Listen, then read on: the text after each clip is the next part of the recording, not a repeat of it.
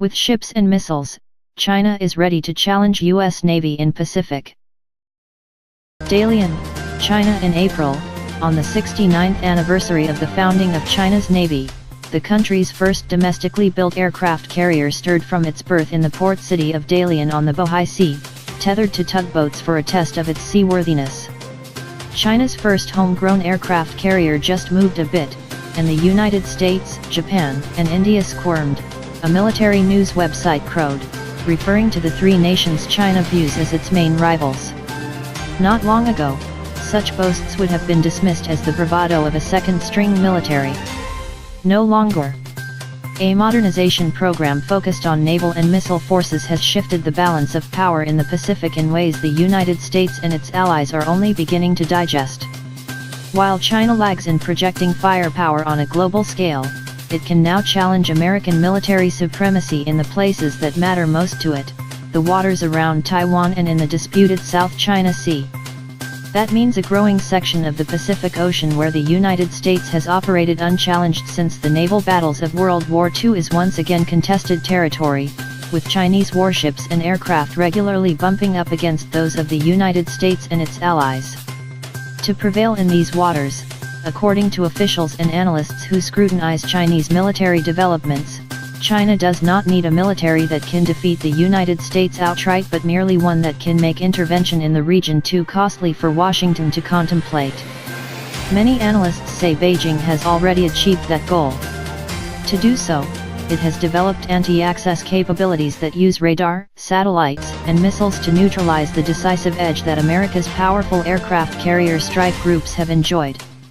It is also rapidly expanding its naval forces with the goal of deploying a blue water navy that would allow it to defend its growing interests beyond its coastal waters.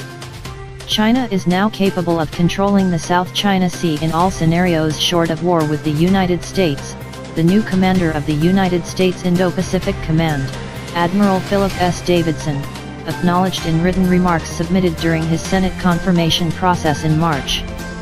He described China as a peer competitor gaining on the United States not by matching its forces weapon by weapon but by building critical asymmetrical capabilities, including with anti-ship missiles and in submarine warfare.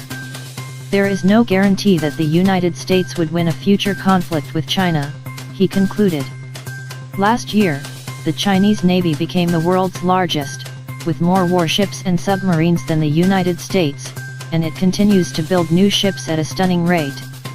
Though the American fleet remains superior qualitatively, it is spread much thinner. Only 3 years ago, Mr. Xi stood beside President Barack Obama in the Rose Garden and promised not to militarize artificial islands it has built farther south in the Spratleys archipelago. Chinese officials have since acknowledged deploying missiles there, but argue that they are necessary because of American incursions in Chinese waters. While every branch of China's armed forces lags behind the United States in firepower and experience, China has made significant gains in asymmetrical weaponry to blunt America's advantages. One focus has been in what American military planners call A2/AD, for anti-access/area denial, or what the Chinese call counter-intervention. A centerpiece of this strategy is an arsenal of high-speed ballistic missiles designed to strike moving ships. The latest versions, the DF-21D and, since 2016, the DF-26, are popularly known as carrier killers, since they can threaten the most powerful vessels in the American fleet long before they get close to China. Such missiles pose a particular challenge to American commanders because neutralizing them might require an attack deep inside Chinese territory, which would be a major escalation. While all-out war between China and the United States seems unthinkable, the Chinese military is preparing for a limited military conflict from the sea, according to a 2013 paper in a journal called The Science of Military Strategy. Lyle Morris, an analyst with the Rand Corporation, said that China's deployment of missiles in the disputed Parasil and Spratly Islands will dramatically change how the U.S. military operates across Asia and the Pacific.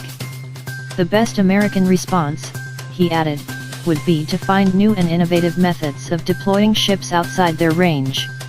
Given the longer range of the ballistic missiles, however, that is not possible in most contingencies the American Navy would be likely to face in Asia. Blue water ambitions. The aircraft carrier that put to sea in April for its first trials is China's second, but the first built domestically. It is the most prominent manifestation of a modernization project meant to propel the country into the upper tier of military powers. Only the United States, with 11 nuclear-powered carriers, operates more than one. A third Chinese carrier is under construction in a port near Shanghai. Analysts believe China will eventually build 5 or 6. The Chinese military, traditionally focused on repelling a land invasion, increasingly aims to project power into the blue waters of the world to protect China's expanding economic and diplomatic interests, from the Pacific to the Atlantic. The MW News. Please subscribe my channel. Thanks for watching.